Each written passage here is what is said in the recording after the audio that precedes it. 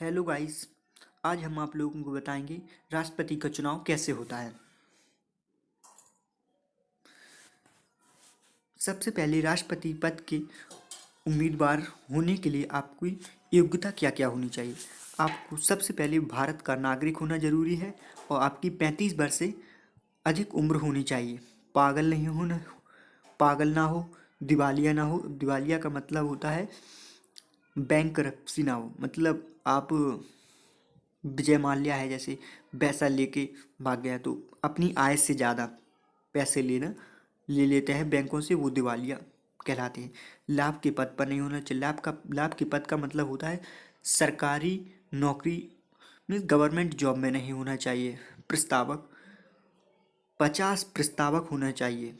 प्रस्तावक का मतलब होता है राज्यसभा और लोकसभा मिलाकर आपके पास 50 सांसद होना चाहिए जो आपके नाम का प्रस्ताव दें लोकसभा में, और या फिर लोकसभा में 50 से अधिक दें या फिर दोनों मिलाकर 50 सांसद आपका प्रस्ताव देना जरूरी है। और 50 अनुमोदक जो आपके सा- अनुमोदक मीन्स 50 और सांसद होने चाहिए जो आपको अनुमोदक हों, मतलब आपके साथ हों।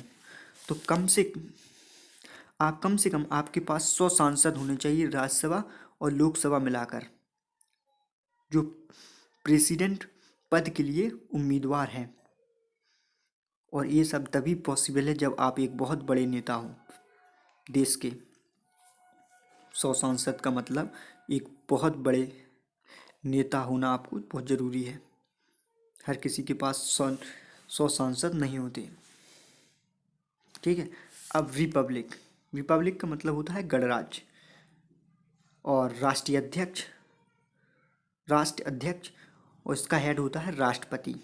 रिपब्लिक मीन्स गणराज्य और रिपब्लिक गणराज्य, जो एक इसका हेड होता है राष्ट्रपति। और डेमोक्रेसी का मतलब होता है लोकतांत्रिक। प्रशा राष्ट्र प्रशासन अध्यक्ष मतलब प्रधानमंत्री। प्रशासन का अध्यक्ष होता है प्रधानमंत्री और राष्ट्रीय अध्यक्ष होता है राष्ट्रपति। अपना भारत जो है वो रिपब्लिक भी है और डेमोक्रेसी भी है, तो भारत को बोलते हैं रिपब्लिक ऑफ डेमोक्रेसी। भारत को बोलते हैं रिपब्लिक ऑफ डेमोक्रेसी। ठीक है। अब देश की संसद जिसमें 776 सांसद हैं लोकसभा और राज्यसभा को मिलाकर। ठीक है। जिसमें से लोकसभा में 543 हैं और 233 राज्यसभा में हैं। जिसमें से 2 एंग्लो इंडियन होते हैं और 12 मनोनीत करते हैं राष्ट्रपति, जो राष्ट्रपति चुनते हैं। 12 जो राज्यसभा के सांसद होते हैं वो कई अलग अलग उससे हो सकते हैं, जैसे इंटरटेनमेंट फिल्म इंडस्ट्री से है कोई, कलाकार से, कहीं से भी, मतलब वो राष्ट्रपति चुनते हैं। 12 राज्यसभा सांसदों को राष्ट्रपति के द्वारा चुना जाता है। ठीक है। उनका डायरेक्ट इलेक्शन नहीं होता, राष्ट्रपति उनको चुनता है। और 2 ऐसे एंग्लो इंडियन होते हैं और जिनका वोट ये वोट नहीं डाल सकते राष्ट्रपति चुनाव में। ये इन दोनों को अधिकार नहीं होता है, 2 एंग्लो इंडियन को, 12 राज्यसभा के सांसदों को।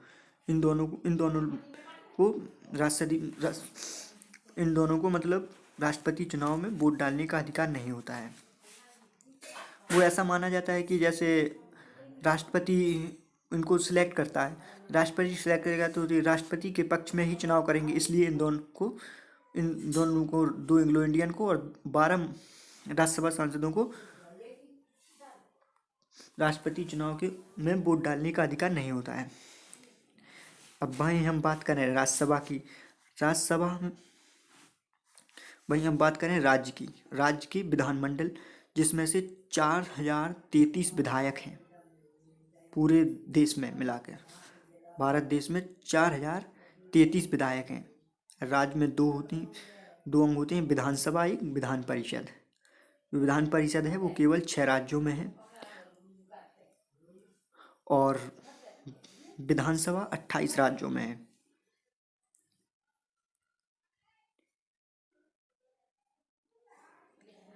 28 राज्यों में है। ठीक है, राज्यसभा के जो जो विधान परिषद होते हैं, जिनके होते हैं MLC, member of legislative council, उनको वो इस चुनाव में अपना वोट नहीं डाल सकते। विधान परिषद के चुनाव में वोट नहीं डाल सकते। वो इसलिए क्योंकि ये हर राज्य में नहीं है, केवल 6 राज्यों में है। जब ये पूरे 28 राज्यों में स्थापित हो जाएगी तब वोट ये डाल सकते हैं विधान परिषद वाले मेंबर जो होते हैं।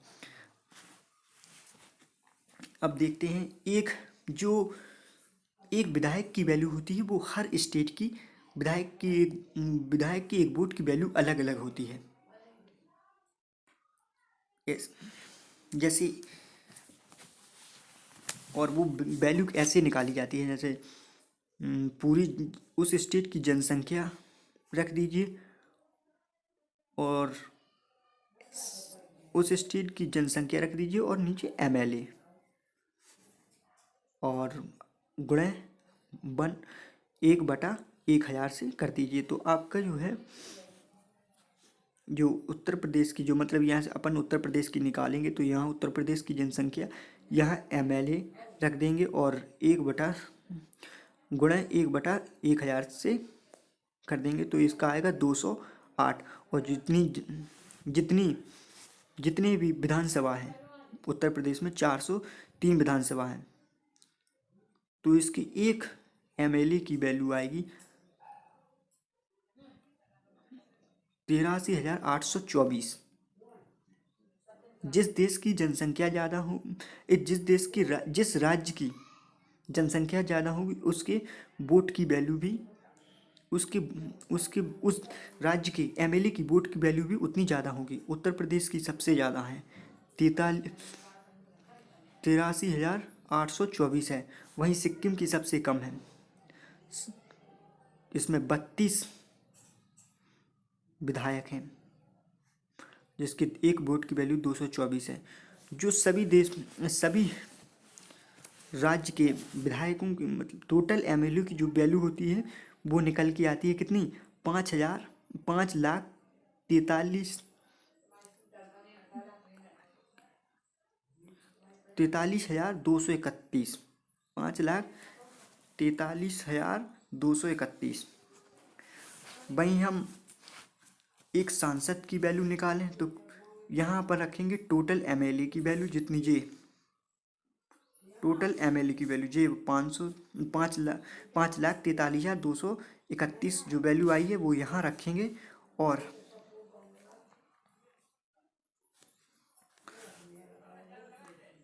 ये टोटल एमपी की वैल्यू, जितने भी पूरे एमपी हैं देश के, ये 776 उनके यहाँ रखेंगे। और फिर फिर जो आएगा यहाँ पे आएंगे, जो इसकी वैल्यू आएगी वो 700 आएगी। 700 आएगी तो 700 का अपन गुणा कर देंगे यहाँ पे पूरे सांसदों से, जितने भी देश भर के सांसद हैं, 776। जो टोटल एमपी, जो देश भर के टोटल एमपीओ की वैल्यू है वो 5,43,200 है।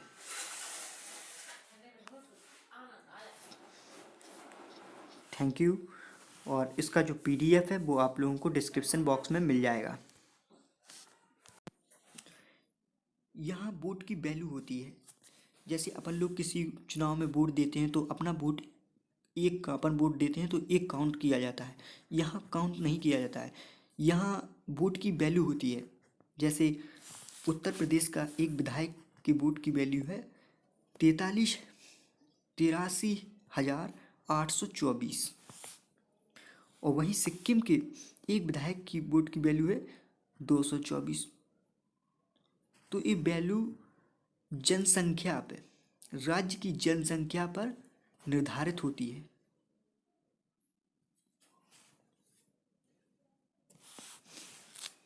जो टोटल एमएलए वैल्यू है पूरे देश के एमएलए की, जो पूरे देश के एमएलए की जो टोटल एमएलए की वोट की वैल्यू है वो है 5,43,200।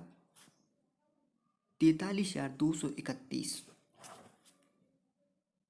वही टोटल एमपीओ की वैल्यू है 5,43,200।